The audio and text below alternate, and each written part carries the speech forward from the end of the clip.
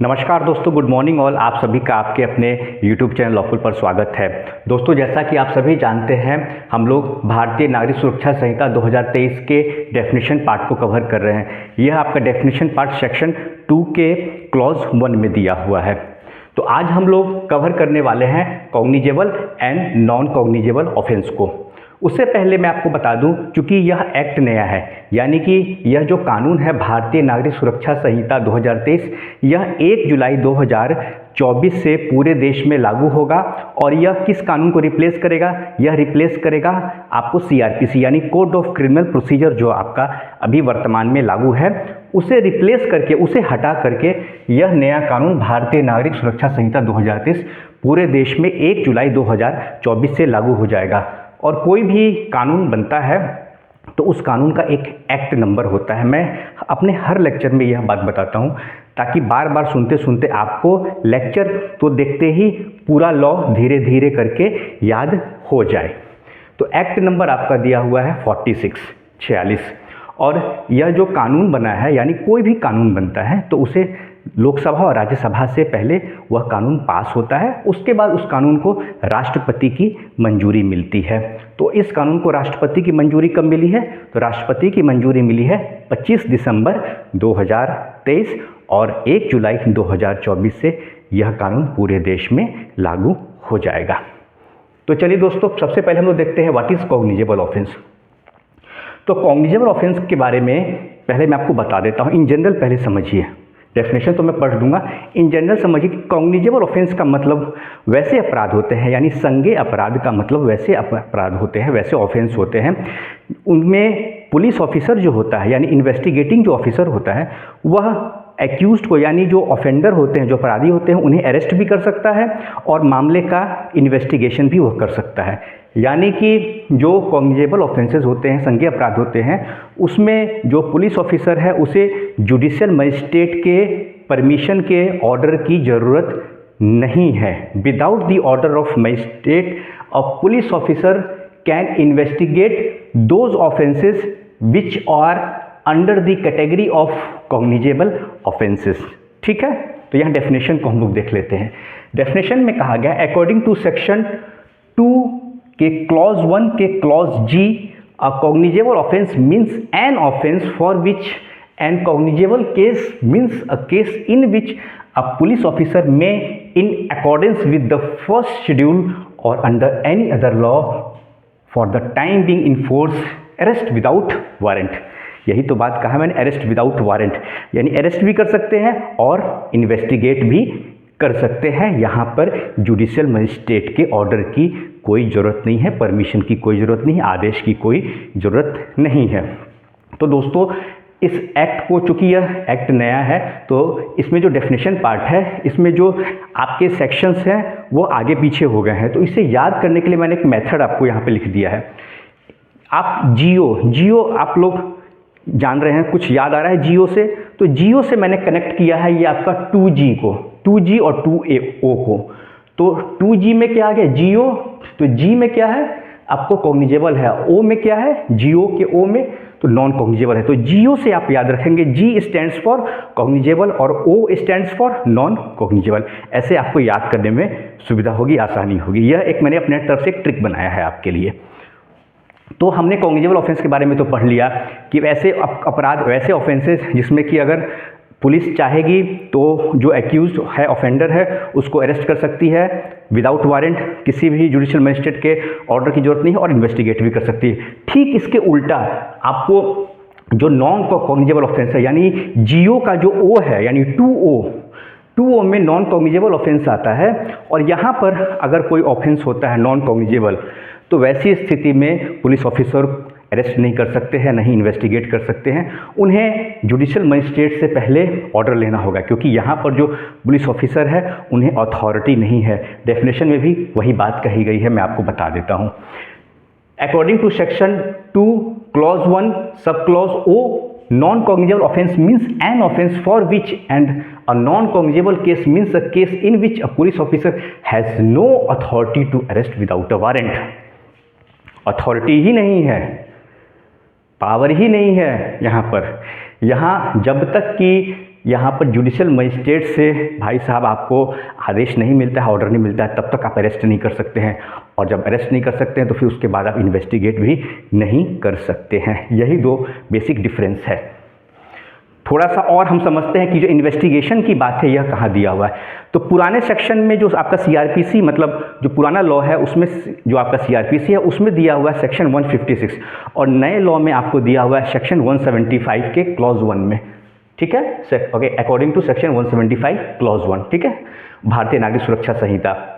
इसमें कहा गया है कि any officer in charge of police station may without the order of magistrate investigate any cognizable case.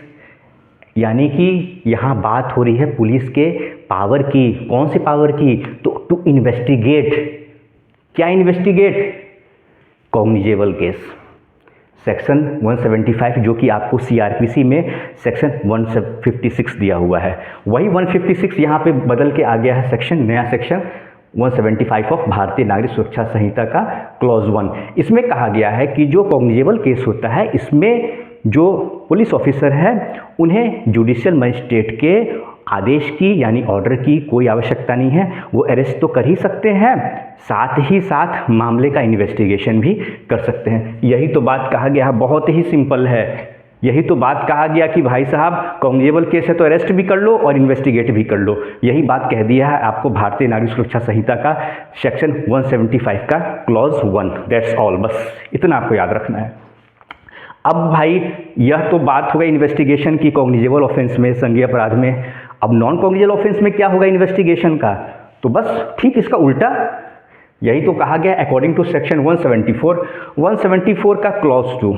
174 का क्लॉज 2, यहाँ पे जो 174 आपका है भारतीय नागरिक सुरक्षा संहिता, आप सीआरपीसी में देखेंगे तो आपको सेक्शन 155 याद आएगा। सेक्शन 155 यहाँ पर चेंज हो गया है नए कानून में। अब उसकी जगह आपको पढ़ना है सेक्शन 174 का क्लॉज 2 ऑफ भारतीय नागरिक सुरक्षा संहिता। यहाँ पर कहा गया है कि police officer shall not investigate. देखिए, शैल नॉट साफ साफ कह दिया कि शैल नॉट इन्वेस्टिगेट नहीं कर सकते हैं नॉन कॉग्निजेबल केस। किसको? तो नॉन कॉग्निजेबल केस को नहीं कर सकते without the order of a magistrate, without the order of a magistrate such a case or commit the case for trial. ठीक है, कोई डाउट हो जरूर पूछिए कमेंट सेक्शन में, मैं बार बार अपने लेक्चर में कहता हूँ। ठीक है, तो यहाँ पे स्पष्ट है बिल्कुल कि कॉग्निजेबल केस में तो भाई इन्वेस्टिगेशन हो सकता है, पुलिस कर सकती है इन्वेस्टिगेशन। यहाँ किसी जुडिशियल मजिस्ट्रेट के पावर की अथॉरिटी की जरूरत नहीं है। लेकिन यहाँ पर जो नॉन कॉग्निजेबल ऑफेंस है यहाँ आपको जुडिशियल मजिस्ट्रेट से आपको ऑर्डर लेना होगा।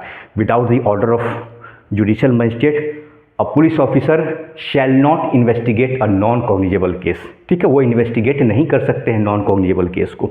ये बेसिक डिफरेंस हो गए, यानी दो डिफरेंस हो गए। कॉग्निजेबल में एक तो पुलिस अरेस्ट भी कर सकती है कॉग्निजेबल केस में और इन्वेस्टिगेट भी कर सकती है, लेकिन नॉन कॉग्निजेबल में ना तो पुलिस अरेस्ट कर सकती है और न ही इन्वेस्टिगेट कर सकती है। अरेस्ट तब करेगी और इन्वेस्टिगेट तब करेगी जब जुडिशियल मजिस्ट्रेट का आदेश हो, ऑर्डर हो। ठीक है, उसके बाद अरेस्ट के बारे में मैंने बता दिया। तो ये प्रावधान कहाँ दिया हुआ है? अरेस्ट की बात तो कर, इन्वेस्टिगेट तो बता दिया 175 और 174 में होगा। अरेस्ट की बात क्या है? तो अरेस्ट की बात है आपको भारतीय नागरिक सुरक्षा संहिता के सेक्शन 35 में। सेक्शन 35 का क्लॉज 1 क्या कहता है, इसे देखते हैं। तो section 35 clause 1 of BNSS says that any police officer may without the order of magistrate and without warrant arrest any person in a cognizable case। बस वही बात बार बार, बस सेक्शन बता दिया है इसमें। सेक्शन 35 है, सेक्शन 35 साफ साफ वही बात दोहराता है, वही बात कहता है, थोड़ा स्पष्ट कर देता है। और इस बात को भाई आप पूछेंगे ना सर कानून में कहाँ दिया है, तो सेक्शन 35 में दिया हुआ है कि भाई यहाँ पर जो है कॉग्निजेबल केस में जो पुलिस ऑफिसर हैं without the order of magistrate, ठीक है, और विदाउट वारंट की भी जरूरत नहीं है, ना मजिस्ट्रेट के ऑर्डर की जरूरत है, किसको अरेस्ट कर सकती है? Any person. कौन सा पर्सन? जो कि क्राइम किया है, कॉग्निजेबल ऑफेंस किया है, ठीक है, संज्ञेय अपराध किया हुआ है। उसके बाद सेक्शन 35 का आपको क्लॉज 2 क्या कहता है? तो सेक्शन 35 का क्लॉज 2 ऑफ भारतीय नागरिक सुरक्षा संहिता कहता है कि no person concerned in a non cognizable case shall be arrested without warrant और ऑर्डर फ्रॉम द कोर्ट। वही नॉन कॉग्निजेबल में ठीक उसके उल्टा, नॉन कॉग्निजेबल में कॉग्निजेबल ऑफेंस के ठीक उल्टा। कॉग्निजेबल में तो भाई अरेस्ट कर सकते हैं, किसी के आदेश की जरूरत नहीं है, लेकिन नॉन कॉग्निजेबल में आपको आदेश की जरूरत पड़ती है। किसके आदेश की? तो जुडिशियल मजिस्ट्रेट की, उनके न्यायालय की, उनके कोर्ट की आदेश की ज़रूरत पड़ती है, तभी जाके आप एक्यूज्ड को अरेस्ट कर सकते हैं नॉन कॉग्निजेबल केसेस में। ठीक है, अब बार बार जो है बातें हो रही हैं यहाँ पर कॉग्निजेबल नॉन कॉग्निजेबल, यह है कहाँ? देखिए, मैंने अपने लास्ट लेक्चर में आपको बताया था बेलेबल और नॉन बेलेबल ऑफेंस। कुछ याद आ रहा है? आप मेरा लास्ट लेक्चर देखिएगा, उसमें आप देखेंगे बेलेबल और नॉन बेलेबल ऑफेंस की बात की है मैंने। और तो ये बेलेबल नॉन बेलेबल ऑफेंस आपको कहाँ दिया हुआ है भारतीय नागरिक सुरक्षा संहिता? तो ये आपको दिया हुआ है फर्स्ट शेड्यूल में, फर्स्ट शेड्यूल के कॉलम 5 में। बस वही बात तो इसके साथ भी है, कॉग्निजेबल और नॉन कॉग्निजेबल।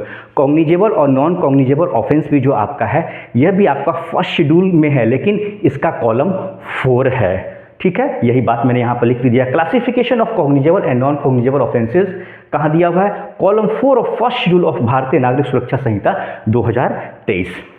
अब एग्जाम्पल के लिए मैं आपको समझाता हूँ कैसे आप समझिएगा कि कोई ऑफेंस, मान लीजिए एक ऑफेंस कॉग्निजेबल है, एक ऑफेंस नॉन कॉग्निजेबल है, तो वो कौन सा ऑफेंस होगा? अगर दोनों कॉग्निजेबल है तो वो कौन सा ऑफेंस होगा? दोनों नॉन कॉग्निजेबल है तो कौन सा ऑफेंस होगा? देखिए यहाँ पर दिया हुआ है, एक ऑफेंस है कॉग्निजेबल ऑफेंस, दूसरा भी ऑफेंस है कॉग्निजेबल, यानी पहला ऑफेंस मर्डर है, दूसरा है गैंगरेप, दोनों कॉग्निजेबल ऑफेंस है। तो यह क्या हो जाएगा? यह हो जाएगा आपको कॉग्निजेबल ऑफेंस, यह हो जाएगा आपको कॉग्निजेबल ऑफेंस, क्योंकि दोनों कॉग्निजेबल ऑफेंस है। यानी यहाँ पुलिस अरेस्ट भी कर सकती है और इन्वेस्टिगेट भी कर सकती है। यहाँ जुडिशियल मजिस्ट्रेट के आदेश की, ऑर्डर की कोई ज़रूरत नहीं है। अब यहाँ पर आ जाता है एक ऑफेंस है, सेकंड एग्जाम्पल, एक ऑफेंस है आपका कॉग्निजेबल और एक है नॉन कॉग्निजेबल। तो यहाँ भी क्या होगा? जैसे नॉन कॉग्निजेबल ठीक है, भले 5 केसेस, 5 सेक्शन आपके, 5 ऐसे अपराध हो जो नॉन कॉग्निजेबल हो, लेकिन एक अपराध आपने जो किया, ऑफेंस किया, वो कॉग्निजेबल है, तो पूरा ऑफेंस आपका कॉग्निजेबल हो जाएगा। पूरा ऑफेंस आपका क्या हो जाएगा? कॉग्निजेबल। जैसे मान लीजिए रेप हुआ है, तो रेप क्या है? कॉग्निजेबल ऑफेंस है। और मिसकैरेज क्या है? नॉन कॉग्निजेबल है। भले नॉन कॉग्निजेबल ये है, लेकिन एक कॉग्निजेबल है, रेप किया है, तो पूरा ऑफेंस कॉग्निजेबल ऑफेंस हो जाएगा, यानी गंभीर अपराध हो जाएगा। और यहाँ police without the order of magistrate या विदाउट वारंट अरेस्ट आपको कर सकती है और मामले का इन्वेस्टिगेशन भी कर सकती है। अब यहाँ पर आ गया नॉन कॉग्निजेबल, और यहाँ भी नॉन कॉग्निजेबल, यानी दोनों नॉन कॉग्निजेबल है। इसमें मिसकैरेज है और एक है false statement in connection with an election. तो दोनों जो आपका ऑफेंस हो गया, ये नॉन कॉग्निजेबल हो गया। यानी कि यहाँ पर जो पुलिस ऑफिसर हैं वह without the order of magistrate arrest नहीं कर सकते, यानी कि यहाँ अरेस्टिंग से पहले मजिस्ट्रेट के आदेश की ज़रूरत होगी, कोर्ट के आदेश की ज़रूरत होगी, और इन्वेस्टिगेट भी नहीं कर सकते, यहाँ भी कोर्ट के आदेश की ज़रूरत होगी। तो दोस्तों, आज का लेक्चर मैं यहीं पे कंक्लूड करता हूँ। कैसा लगा आज का लेक्चर मुझे बिल्कुल बताएं, और किसी तरह का भी कोई डाउट होता है आपको तो डाउट ज़रूर पूछें मुझसे। ठीक है साथियों, नमस्कार।